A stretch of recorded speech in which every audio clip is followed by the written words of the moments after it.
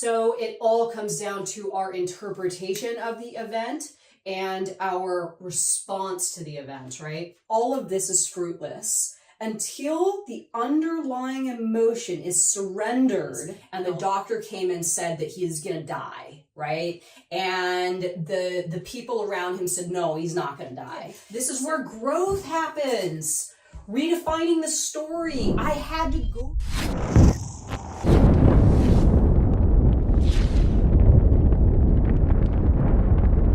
So, okay, let's get started. Handling a crisis from the emotional rather than the intellectual level will shorten its duration dramatically. In the case of someone who loses a job, handling it from the intellectual level will produce thousands of thoughts and hypothetical scenarios. The person suffers through many sleepless nights due to the racing thoughts about the situation as the mind reviews it over and over again. All of this is fruitless until the underlying emotion is surrendered, and I'll get to that in a moment. The thoughts will be engendered endlessly.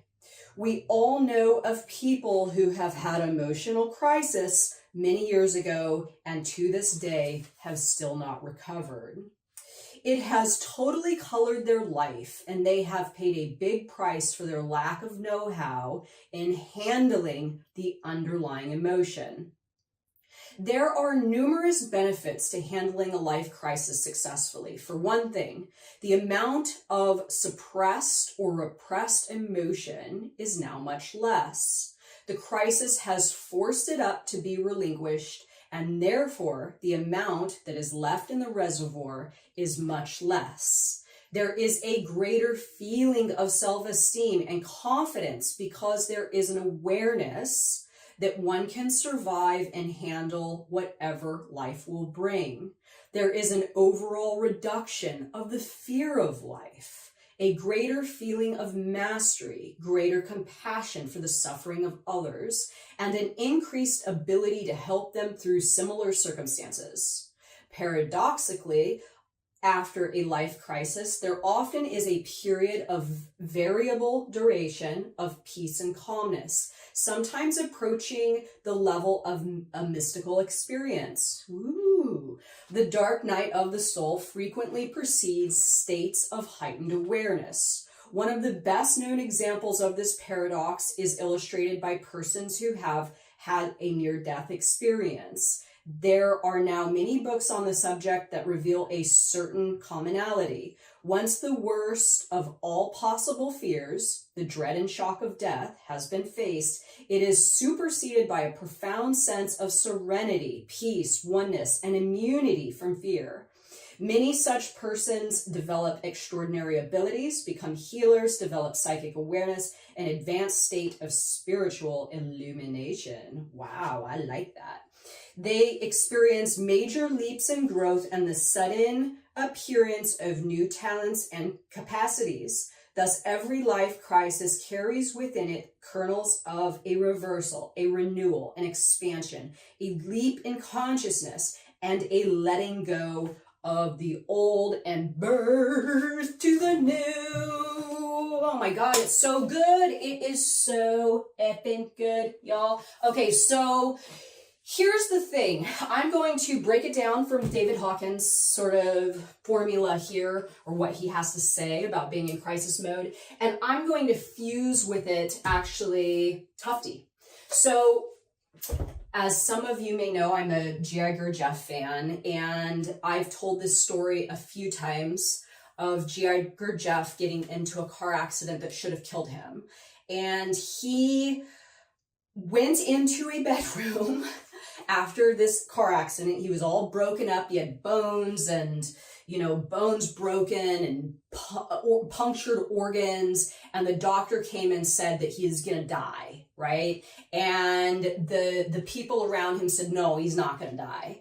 So what he did was he went into the center screen and he stayed in the center screen and he healed himself there, and he didn't leave it until, and you can research his story and read, I'm just going to give you a synopsis of it.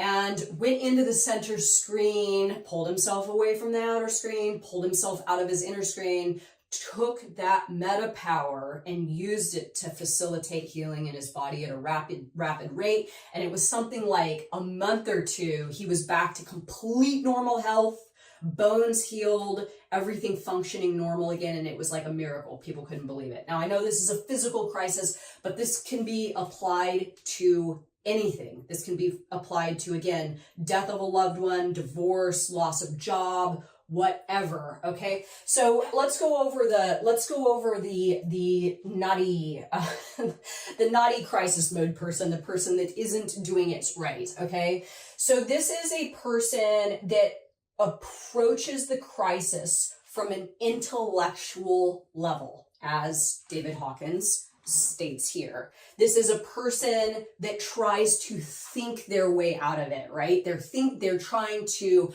rationalize, bargain, they're moving through the stages of grief, but they're still trying to use their mind to understand and deal with the situation. Okay, so first of all, the problems are coming from the emotions. So dealing with the scenario from, a rational, intellectual sort of place, it's ignoring the emotional aspect of it. And there's going to be very, very slow movement through this crisis, right? So this is somebody handling it on an intellectual level. This is someone that, and I'll use myself as an example. This is exactly what I did. This is someone immersed in the inner screen, overthinking, worrying, intellectualizing, going round and round. What could I have done? All that kind of stuff. And then also being immersed in the outer screen, blame,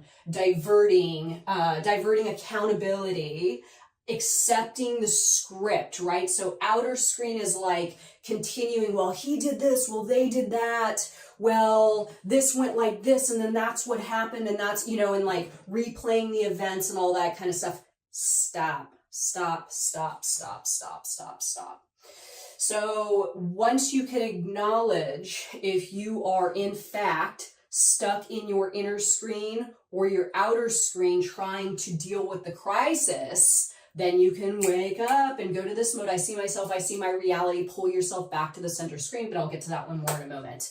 This is emotional suppression or even emotional ignorance. Again, the more intellectual or trying to deal with it from a rational standpoint, the less focus is on the emotions. And you're essentially saying that the emotional aspect of the equation is not important, right?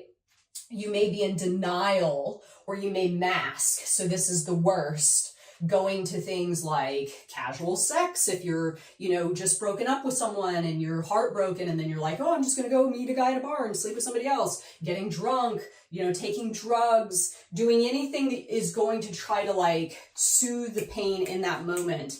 Naughty. That's going to just create more problems. Overthinking, victim mode, and this leads to, in my opinion, repetition of experience.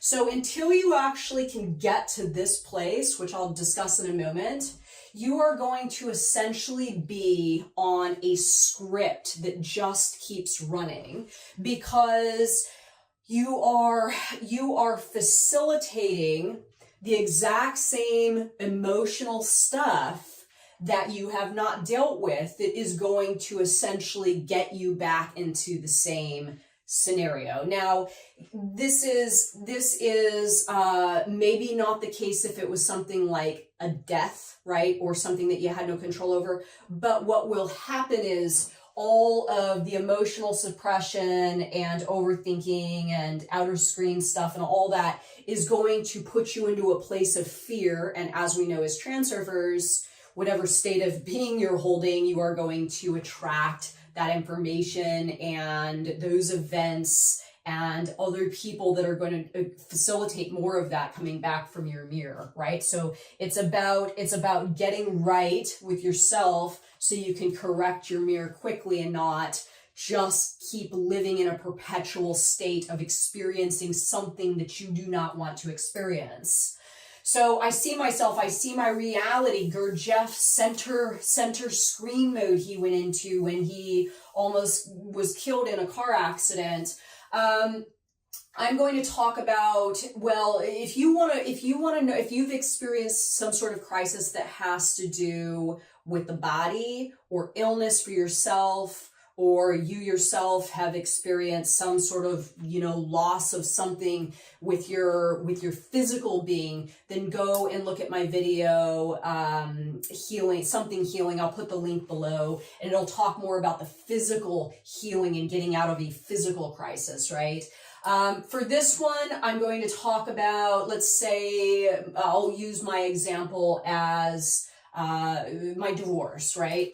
So now I did not do this, but had I woken up when this crisis occurred, I see myself, I see my reality, and pull myself back to my center screen, I could have definitely started to break down and dissect exactly what was going on. So I didn't go into this mode, primarily go into victim mode and create more of the same problems in my reality.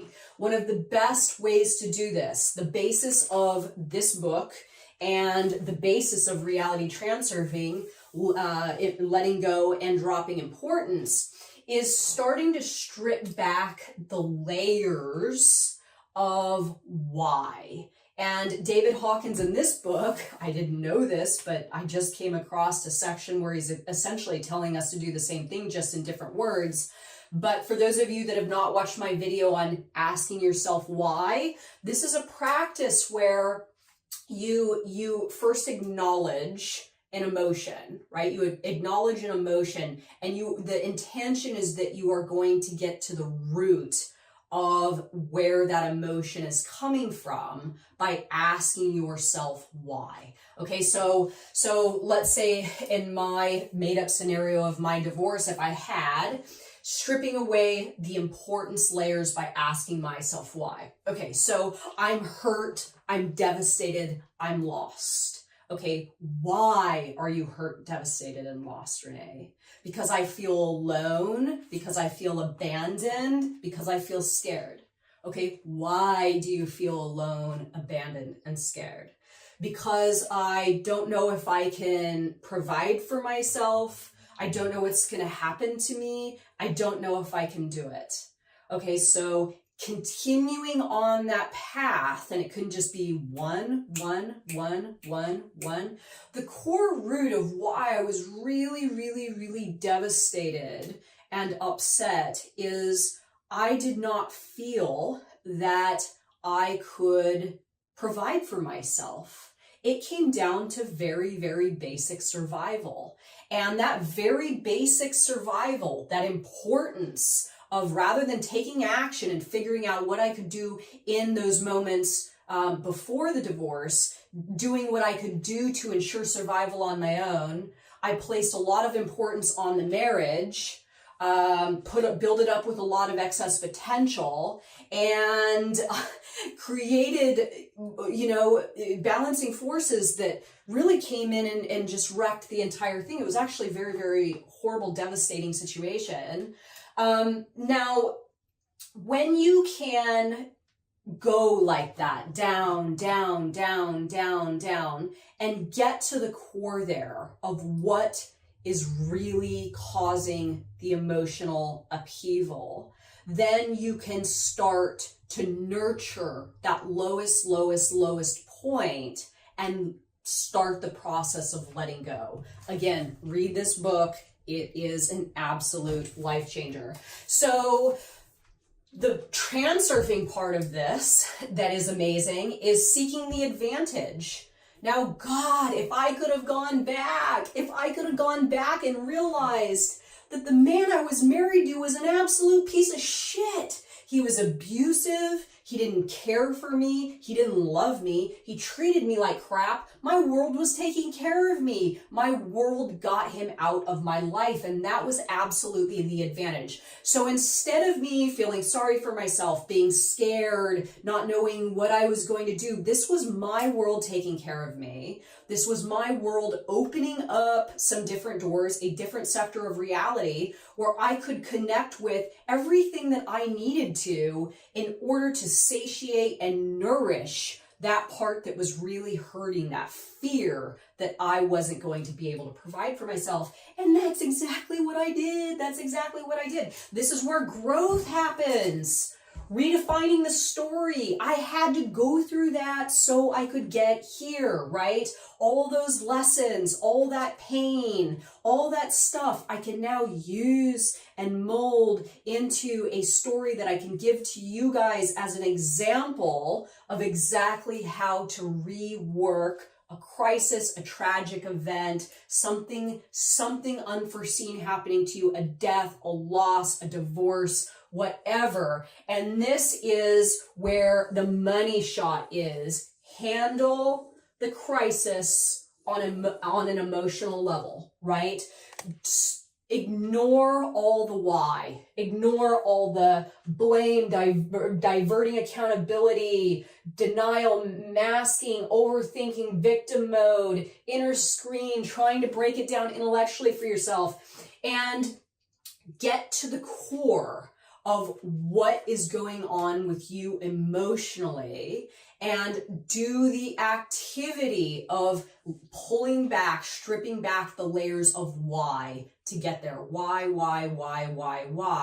And once you get there, accept and feel, and without judgment, and really without trying to do anything with that bottom emotion, accept it and feel it and let it go. And then start the process of coming back up out of that without you bringing that into your reality, where again, your mirror is going to shoot back at you all the same stuff unless you get to that core. I hope that I explained this well.